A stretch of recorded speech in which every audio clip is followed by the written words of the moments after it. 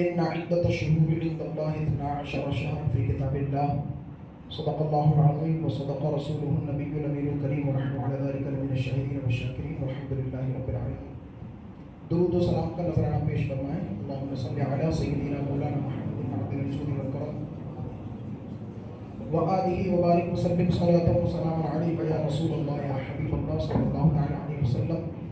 حاضرین محترم، جیسا کہ آپ سب جانتے ہیں کہ اسلامی نیا سال شروع ہو چکا ہے، اور یہ بھی جانتے ہیں کہ اسلامی سال کے لاسٹ کا مہینہ جس کو ذی الحجۃ الحرام کہتے ہیں، جو اس سے پہلے گزرا، وہ بھی قربانیوں پر ختم ہوتا ہے، اور اسلامی نیا سال بھی قربانی سے شروع ہوتا ہے. یعنی اگر بندہ غور کرے تو وہ اس مقام پر پہنچے گا کہ بغیر قربانیوں کے کچھ حاصل نہیں ہو سکتا. وہ کسی فیلڈ میں ہو، کسی میدان میں ہو، کسی زاویے سے ہو، کسی چیز کو لے کر ہو. جہاں پر اسلامی سال کا آخری مہینہ حضرت ابراہیم اور ان کے شہزادے عالی وقار حضرت اسماعیل علیہ السلام کی قربانیوں سے ختم ہوتا ہے، اسی کے بعد 18 ذی الحجہ کو اسلام کے تیسرے عظیم خلیفہ حضرت عثمان ذو النورین رضی اللہ تعالی عنہ، جن کا ذکر پچھلے جمعوں میں کیا گیا، ان کی دردناک شہادت پر ہوتا ہے. وہیں ہجری کیلنڈر کے مطابق جو اسلامی نیا سال شروع ہوتا ہے، اس کا آغاز بھی بلکہ پہلا دن اس کا شہادتوں کا دن ہے، اور اسلام کے دوسرے عظیم خلیفہ امیر المؤمنین حضرت عمر ابن خطاب فاروق اعظم رضی اللہ تعالی عنہ کی شہادت ہوتی ہے. اور اسی محرم کی 10 تاریخ کو شہداء کربلا، جگر گوشہ بطول شہزادہ رسول امام علی مقام سیدنا امام حسین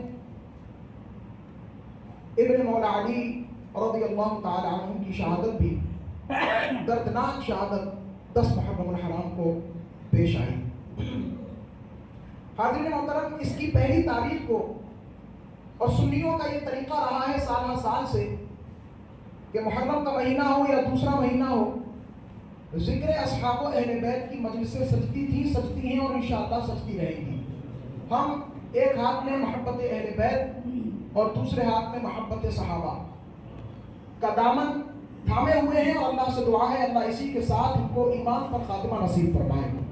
تو جہاں پر عمر ابن خطاب کی بات ہوئی تو آپ نے پچھلے جمعے امام صاحب سے سنا ہوگا، یقیناً سیدنا عمر ابن خطاب رضی اللہ تعالیٰ عنہ کی شخصیت محتاج تعارف نہیں. وہی عظیم جلیل القدر صحابی اور امیر المؤمنین ہیں کہ جن کی رائے کے مطابق اللہ اپنے قرآن کو نازل کیا کرتا تھا. ایک نہیں بلکہ درجنوں مقامات پر، یعنی 22 یا 25 مقامات ایسے ہیں قرآن مقدس میں کہ جو حضرت امیر المؤمنین کی رائے کے مطابق، بلکہ بعض مقام ایسے ہیں کہ جو الفاظ امیر المؤمنین نے بولے تھے انہی الفاظ میں اللہ کا قرآن نازل ہو گیا. سبحان اللہ. رحمت عالم صلی اللہ علیہ وسلم نے فرمایا عمر کی زبان پر حق جاری ہے. یہ بات رحمت عالم کے لیے فرمائی گئی تھی. اللہ نے فرمایا تھا وما ينطق عن الهوى ان هو الا وحی یوحى، کہ محبوب اپنی طرف سے کچھ نہیں کہتے، وہی کہتے ہیں جس کا انہیں حکم دیا جاتا ہے. اور یہاں پر حدیث مصطفیٰ عمر ابن خطاب کے لیے کہہ رہی ہے کہ یہ ان کی زبان پر حق جاری ہے، یعنی جو یہ کہتے ہیں سبحان اللہ، ان کی رائے کے مطابق اللہ قرآن نازل کر دیتا ہے. طواف کعبہ ہو رہا ہے اور ان کے دل میں خیال آتا ہے کاش کہ مقام ابراہیم کو نماز پڑھنے کی جگہ بنا دی جائے. حضور پاک سے انہوں نے ذکر کیا، ادھر جبریل امین وحی لے کر نازل ہو گئے. واتخذوا من مقام ابراہیم مصلی، اے اللہ کے نبی مقام ابراہیم کو نماز پڑھنے کی جگہ بنا لیجیے. سبحان اللہ. حاضرین محترم، اسی طریقے سے آپ دیکھیں حضرت عمر کا مقام بہت ہی بلند و بالا ہے. آپ فتوحات کے میدان میں دیکھیں یا عدالتی نظام کے معاملے میں دیکھیں، پولیس محکمے کے معاملے میں دیکھیں، وہ سیدنا عمر بن خطاب کہ جن کے نام کا رعب و دبدبہ ایسا کہ باطل قوتیں لرزہ بر اندام ہو جاتی ہیں، کہ جنہوں نے کیسر و کسریٰ کی فتح فرمایا، اور جن کی شان اس قدر ہے کہ 1-2 گھنٹے کی بات نہیں جو بیان کر دی جائے. بس اعلیٰ حضرت کے ان جملوں پر عمر بن خطاب رضی اللہ تعالیٰ عنہ کا تعارف میں کمپلیٹ کرتا ہوں. کمپلیٹ تو ہو نہیں سکتا. اعلیٰ حضرت کہتے ہیں وہ عمر جس کے آداب پہ شیدہ سفر، اس خدا دوست حضرت پہ لاکھوں سلام، ترجمان نبی، ہم زبان نبی، جانے شان عدالت پہ لاکھوں سلام، فارق حق و باطل امام الہدا، تیرے مسلول شدت پہ لاکھوں سلام۔ اب کیونکہ عمر بن خطاب رضی اللہ تعالیٰ عنہ کے حوالے سے انشاءاللہ گفتگو ہوتی ہے اور ہوتی رہے گی، اب میں چاہوں گا کہ اگلا جمعہ عاشورہ مبارکہ پڑھ رہا ہے، اور یہ ہم سب کے لیے بڑی سعادتوں کی بات ہے کہ جمعۃ المبارکہ بھی ہوگا اور یوم عاشورہ بھی ہوگا۔ یاد رکھیے گا کہ یوم عاشورہ یہ بہت پہلے سے فضیلتوں والا رہا ہے۔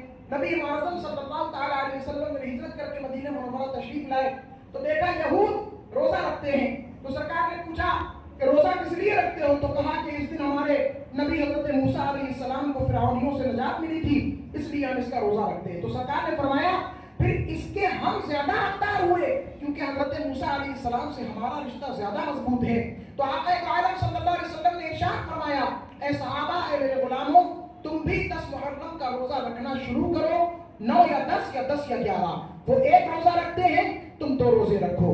اب اس روزے کی فضیلت کیا ہے میں ایک بات بتا دوں، یہ مہینہ بہت پہلے سے بڑا مبارک اور متبرک اور مبارک رہا ہے۔ اسی دن 3 ایسے نبی ہیں جلیل القدر جن کی پیدائش اسی محرم کی 10 تاریخ کو ہوئی۔ حضرت ابراہیم خلیل اللہ علیہ السلام کی پیدائش 10 محرم کو ہوئی۔ اسی کے ساتھ جلیل القدر پیغمبر نبی اور رسول حضرت موسیٰ کلیم اللہ علیہ السلام کی پیدائش بھی 10 محرم کو ہوئی۔ اسی طریقے سے ہمارے آقا سے پہلے حضرت سیدنا عیسیٰ روح اللہ علیہ السلام تشریف لائے، ان کی پیدائش اور ان کی جلوہ گری بھی 10 محرم الحرام کو ہوئی۔ اسی طریقے سے حضرت آدم علیہ السلام کی توبہ قبول ہونے کا جو دن تھا وہ بھی 10 محرم تھا۔ حضرت یونس علیہ السلام مچھلی کے پیٹ سے باہر آئے، کئی دنوں تک اس میں رہے، 3 یا 10 یا 40 دن تک مختلف روایات ہیں، تو باہر آنے کی جو ڈیٹ تھی، جو دن تھا، وہ 10 محرم الحرام تھا۔ اسی طریقے سے حضرت نوح علیہ السلام کو طوفان نوح سے جو نجات ملی اور جودی پہاڑ پر جو ان کی کشتی جا کر کے ٹھہری، وہ دن بھی 10 محرم کا دن تھا۔ حضرت ابراہیم علیہ السلام پر جو آگ گلزار ہوئی، آگ ٹھنڈی ہوئی، وہ بھی 10 محرم کا دن تھا۔ حضرت ایوب علیہ السلام نے ایک طویل مدت مرض میں رہ کر جس دن شفا حاصل کی، وہ دن بھی 10 محرم کا تھا۔ حضرت یعقوب علیہ السلام جو اپنے شہزادے حضرت یوسف علیہ السلام کے غم میں اتنا روئے کہ آدھی صدی تک روتے رہے، 50 سال تک روتے رہے، ان کی آنکھیں خشک ہو گئی تھی، ہچکیاں بنتے بنتے آواز بھی اللہ اکبر متغیر ہو گئی تھی۔ لیکن جب 50 سال کے بعد حضرت یوسف علیہ السلام آئے، وہ ایک طویل واقعہ ہے تفسیر کے اندر اور قرآن پاک کے اندر، تو بہرحال جو ان کی بینائی جا چکی تھی آنکھوں میں رونے کی وجہ سے اس قدر روئے، تو بینائی جو اللہ نے واپس فرمائی وہ کوئی اور سا دن نہیں، وہ بھی 10 محرم کا دن تھا۔ حضرت یوسف علیہ السلام کو ان کے بھائیوں نے کنویں میں ڈال دیا تھا، اور جس دن حضرت یوسف علیہ السلام کنویں سے باہر تشریف لائے، اللہ نے جبریل علیہ السلام کے ذریعے ان کو باہر نکلوایا، وہ دن بھی 10 محرم کا تھا۔ اور اسی طریقے سے حضرت موسیٰ علیہ السلام جادوگروں پر غالب آئے، فرعونیوں کو نیست و نابود کیا، وہ دن بھی 10 محرم کا تھا۔ اور قیامت بھی اسی دن آئے گی، اور آسمان سے پہلی بارش نازل ہونے کا دن بھی 10 محرم ہے۔ اور اسی طریقے سے شہدائے کربلا کی دردناک شہادت بھی 10 محرم کو ہوئی۔ میں اکثر کہتا ہوں کہ اگر امام علی مقام سید الشہداء امام حسین رضی اللہ تعالی عنہ کی شہادت نہ ہوتی تو یقیناً مسلمان عاشورہ کے دن کو بھلا دیتے اور بھول جاتے، اس کی عظمتوں سے قریب ہونے کی کوشش نہ کرتے۔ یاد رکھیں، عاشورہ کے دن رحمت عالم صلی اللہ تعالی علیہ وسلم نے فرمایا کہ 10 تاریخ